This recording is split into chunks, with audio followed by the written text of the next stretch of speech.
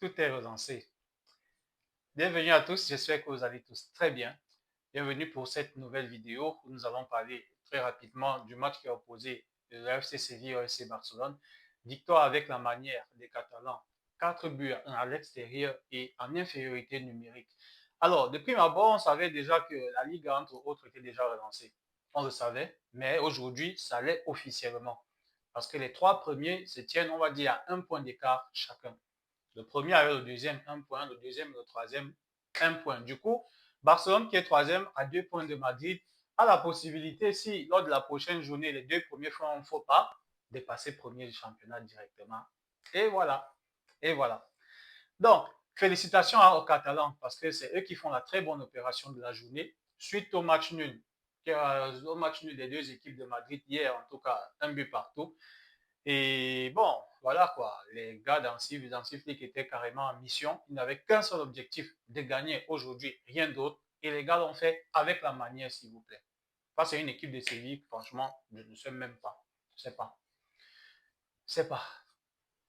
Vous avez plus de 20 minutes en supériorité numérique chez vous. Vous êtes proche de la zone rouge, la zone de relégation. Vous n'avez qu'une seule action concrète ou bien, c'est pas dangereuse pour pouvoir réduire le score à domicile, l'équipe adverse est en infériorité numérique, carrément. Ils sont d'une nullité. Et en plus de cela, ce qui est même bizarre, oh non, l'équipe adverse prend le carton rouge. Et c'est vous qui êtes en supériorité numérique chez vous, vous commencez à faire des fautes plus bêtes que l'adversaire, comme si les gars voulaient prendre aussi un carton rouge, en fait. Franchement, moi, je ne comprends même pas. Même pas. Déjà, pour enlever un doute, le carton rouge de Firmine, on sera tous d'accord, c'est un carton rouge, ça ne souffre de rien. Donc moi, je ne sais même pas ce que vous allez penser. Ceux qui vont dire peut-être qu'il n'y a pas de carton rouge, il n'y a pas rien. Je vous comprends même pas, en tout cas. Je ne vous comprends même pas, de toutes les façons. Donc pour moi, c'est un rouge, ça ne souffre de rien. Maintenant, ça aurait été scandaleux si l'arbitre ne donnait pas un rouge. Ça, c'est clair. Autre décision aussi, il y a le penalty qui n'a pas été sifflé pour les Sévillans. Lorsque le gardien, en fait, catalan est sorti sur les pieds du Sévillan pour retirer la balle, et à mon avis également, il n'y a pas de pénalty en tout cas, parce que mine de rien, le gardien barcelonais, il touche la balle. Donc, du coup, il n'y a pas de pénalty, ça ne sert à rien de pouvoir trop se développer par rapport à ça en tout cas. Donc, les gars dans League, franchement, ils ont fait une très belle rencontre solide. Les cadors, les cadors de l'équipe ont joué leur rôle à fond. Pedri, sorti homme du match, franchement, Pedri, ce petit, franchement, il est hyper à l'infini en tout cas. Hyper fort. Hyper fort. Il met un délice de ballon à Firmine. Firmine n'a plus qu'à mettre la tête et puis, clac, son but. Voilà aussi quelqu'un qui, à peine entré, il marque et après il va aller prendre le carton. Je sens que ça n'a pas porté préjudice à son équipe. Alors, passer s'appelait comment encore? Tellement il y a des choses même que ça sort de ma tête. Alors, je disais tantôt, passer Pedri, pour moi, le joueur que j'apprécie grandement dans cette équipe Barcelone, franchement, Rafinha. C'est vrai, on va dire, il y a Yamal qui est peut-être le meilleur joueur, ça dépend des points de vue. Hein. Je ne sais pas ce que vous pensez, dites-le moi en commentaire. Il y en a qui vont dire c'est Yamal le meilleur joueur de l'équipe. La pépite, l'avenir, c'est clair, c'est lui, ça ne souffre de rien. Il y a Pedri également, c'est vrai, mais pour moi, le joueur de Barcelone, franchement, c'est Rafinha. Rafinha, je suis trop fan de ce mec. Trop, trop fan.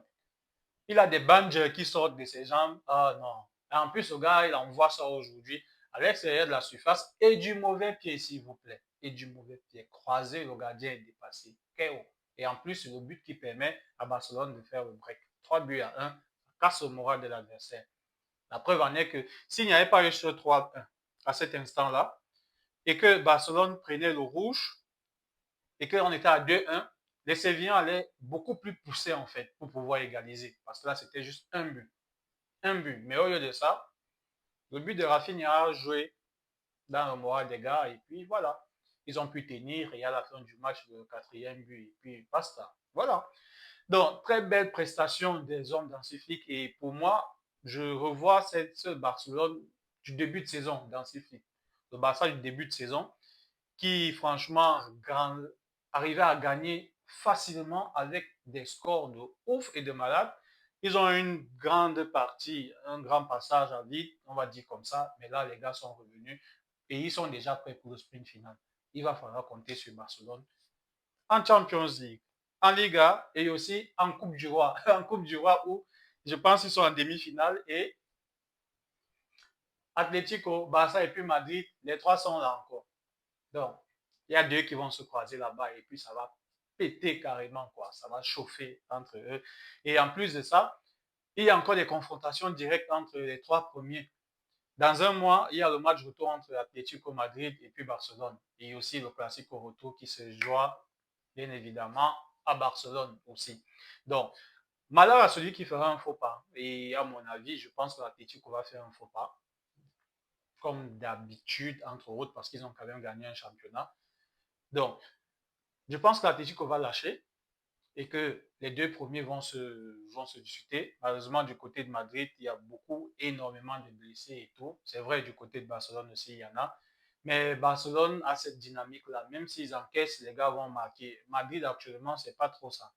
Qu'est-ce que ça va donner? Mais de toutes les façons, pour tous les fans de football, ça fera une fin de saison exceptionnelle. On aimerait juste être devant en fait nos écrans et savourer cela tout simplement. Maintenant, il faudrait que les arbitres nous excusent aussi. C'est vrai aujourd'hui, à mon avis, à part quelques petites décisions, ça ne vaut pas la peine de pouvoir revenir. Il faudrait dire que dans tous les grands championnats européens, à mon avis, en Espagne, c'est là où les arbitres font du grand n'importe quoi en fait par rapport aux autres grands championnats. Les arbitres, franchement, font partie des facteurs qui influencent un résultat. Franchement. C'est vrai, ils sont là. Les arbitres sont des acteurs du jeu, c'est vrai. Mais là, en fait, ils influencent, c'est-à-dire qu'eux-mêmes, ils ont déjà une main mise sur le résultat carrément. Et c'est flagrant. Et c'est pas bon. C'est pas bon. Je ne dis pas peut-être parce que je suis madrilène ou bien non. Aujourd'hui, ça va arriver à tel, demain, ça arrivera à tel, et après, demain, ça arrivera à tel. Aussi simple que ça. Je ne sais pas pourquoi est-ce que les dirigeants tâtent, ils mettent des blocages pour pouvoir appliquer certaines façons de faire. Par exemple, juste une parenthèse, au rugby, depuis plusieurs années, le rugby, on va dire, c'est un sport violent et tout. Le rugby, c'est l'un des sports les plus disciplinés. Et au rugby, par exemple, depuis plusieurs années, il y a l'assistance vidéo au rugby, s'il vous plaît, depuis plus de 20 ans. Et en plus de cela, il y a aussi les échanges entre arbitres ou bien les décisions également sont audibles. Donc, on écoute les échanges des arbitres lorsqu'ils effectuent une analyse vidéo. Et c'est même pas qu'on écoute après le match, non. Pendant la rencontre, donc les spectateurs qui sont au terrain écoutent. Il faudrait qu'on mette cela au football, en fait. Là, on a déjà commencé à effectuer certains tests par rapport à ça, mais ce n'est pas encore officiellement le cas partout. Pourquoi? Parce qu'il y a trop de lobbying, il y a trop de ci, trop de ça, les gars qui ne veulent pas perdre leur intérêt, on ne sait pas trop quoi. Pourquoi est-ce qu'ils bloquent? Ça, par exemple, ça va favoriser, ça va apporter quand même de la crédibilité en ce qui s'agit des décisions arbitrales. Lorsqu'un arbitre va voir, par exemple, que le stade est plein et qu'il sait qu'on écoute ce qu'il dit avec les autres là-bas dans le bus, et ceux-là également, ils savent qu'on écoute ce qu'ils se disent. Est-ce qu'ils vont dire que non, il n'y a pas peut-être si, il n'y a pas, ils vont réfléchir à deux fois avant de pouvoir raconter du grand n'importe quoi.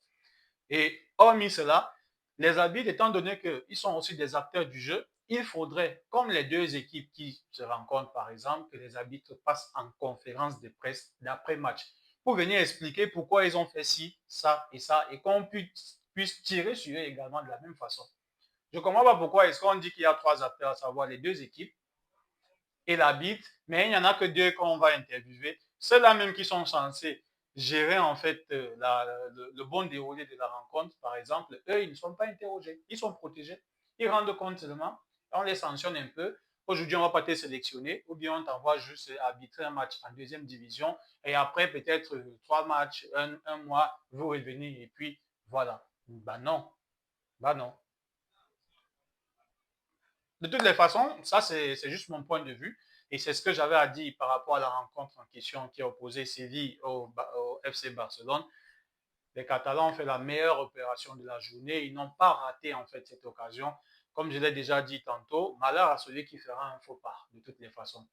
Les Catalans auront la possibilité de pouvoir se reposer Par contre, les Madrilènes, eux, ils joueront en milieu de semaine en Ligue des Champions. Et le week-end encore, ils vont jouer. Et la semaine d'après, ils vont jouer. Tandis que Barcelone va quand même essayer de souffler un tout petit peu. Sachant qu'il y a aussi la Coupe d'Espagne qui va se jouer également entre-temps. Donc, les Barcelonais, vu qu'ils ont qualifié directement pour les huitièmes de finale, ils ont quand même une bonne marche de manœuvre pour la récupération au détriment de Madrid. Je parle plus de Madrid parce qu'à mon avis, c'est Madrid, à savoir le Real, le principal concurrent. Je ne minimise pas l'Atlético de Madrid, mais ce n'est que mon point de vue. Maintenant, vous pouvez avoir les vôtres. Dites-les moi en commentaire et comme d'habitude, je me ferai un plaisir d'échanger avec vous et de vous lire bien évidemment. En attendant, je vous prie de rester en bonne santé, restez connectés. Je vous dis à la prochaine et bien de choses à vous.